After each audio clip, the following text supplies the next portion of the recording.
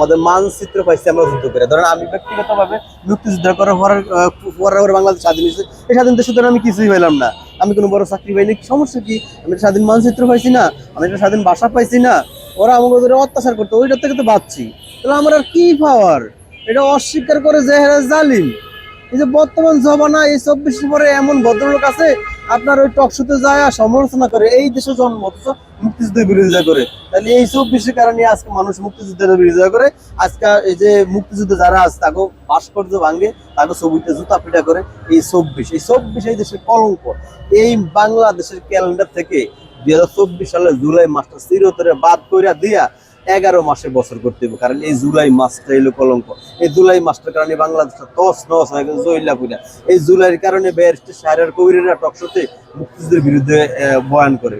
এই জুলাইয়ের কারণেই তো এই যে মৃত্যুদিন বলৎকার ধর্ষণের ঘটনা ঘটে।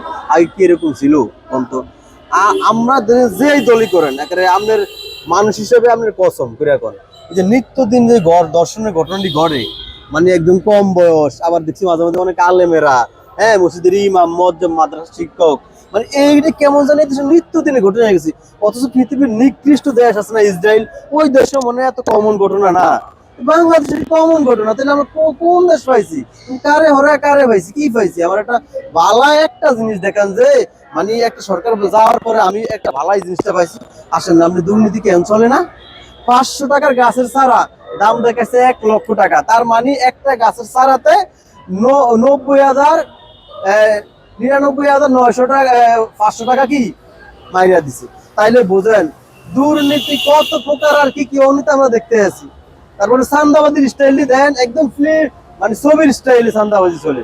মানে যারা চান্দাবাজি করে তারা মনে করে হায় হায় দেশটাই হ্যাঁ গো, তাহলে এইটা কি বাংলাদেশ পাইলাম? এই বাংলাদেশের মানুষ আন্দোলন করে মরছে।